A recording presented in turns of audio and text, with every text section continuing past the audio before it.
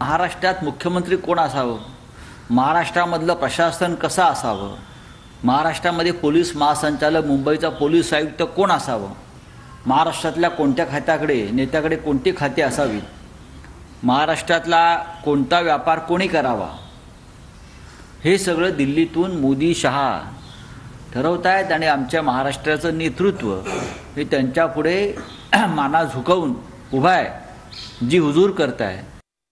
देवेंद्र फडणवीसच मुख्यमंत्री असणार आहेत. आनंद आहे की इतकं प्रचंड बहुमत मिळून सुद्धा मुख्यमंत्री ठरवायला आणि सरकार स्थापन करायला 8-10 दिवस लागत आहेत. बहुमत असताना सुद्धा इतकं बहुमत आहे.